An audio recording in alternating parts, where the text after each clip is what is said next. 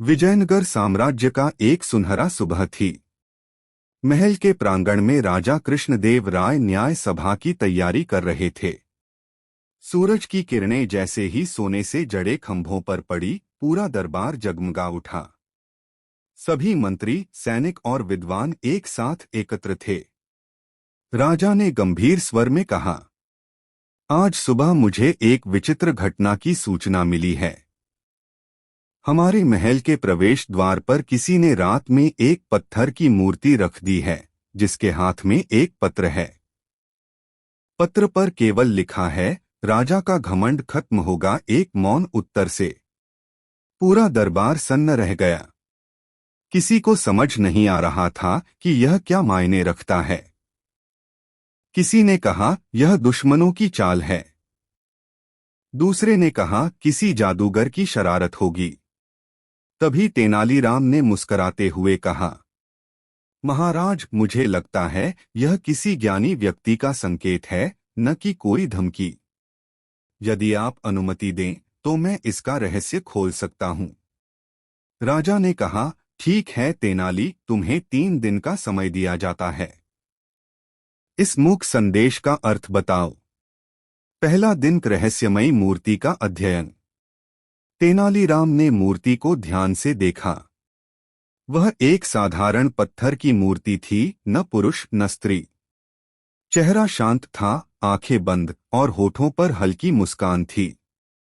उसने दरबारी चित्रकार से कहा, इस मूर्ति का चेहरा कागज पर बनाओ। जब चित्र बना, तेनालीराम ने देखा, मूर्ति के माथे पर हल्की दरार थी, जैसे किसी ने जानबूझकर बनाई हो। वह बोला, यह दरार इस बात का संकेत है कि कोई व्यक्ति मौन रहते हुए भी सोच सकता है। मौन मूर्खता नहीं, बुद्धि का प्रतीक है। दूसरा दिन, नगर भ्रमण और संकेत। तेनालीराम ने नगर भ्रमण शुरू किया। उसने देखा कि राजमहल के बाहर जनता में असंतोष बढ़ रहा है।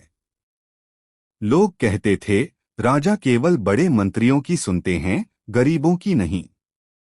यह सुनकर तेनाली ने समझ लिया कि मूर्ति का पत्रक राजा का घमंड खत्म होगा क्यों कहता है। यह घमंड शायद अहंकार नहीं, दूरी का घमंड था।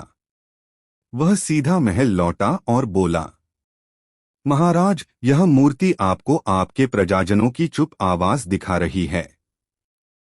वे कुछ नहीं कहते, पर बहुत कुछ महसूस करते हैं। राजा को कुछ बात जमी, पर वे बोले, अभी पूरी सच्चाई नहीं मिली। तीसरे दिन, अंतिम उत्तर लाना। तीसरा दिन, मूक उत्तर का रहस्य। तेनालीराम ने रात भर ध्यान किया। सुबह वह मूर्ति के सामने गया और बोला, हे पत्थर के प्रतीक, तू मौन क्यों है? अचानक महल की छत से एक तोता उड़कर मूर्ति के ऊपर बैठ गया और बोला, मौन सब कुछ कह देता है। तेनाली ने तुरंत कहा, महाराज, यही उत्तर है। राज्य का मौन प्रजा का दुख है। जब जनता चुप हो जाए, समझो राजसत्ता को खतरा है। राजा ने अपनी गलती समझी। उन्होंने आदेश दिया कि हर सप्ताह जनता दरबार में आए और अपनी बात कहे। उन्होंने कहा, यदि तेनालीराम न होते तो यह मूक संदेश कभी नहीं समझ आता। तेनालीराम मुस्कराया, महाराज, कभी कभी सबसे गहरी बातें वही होती हैं जो शब्दों में नहीं कही जाती।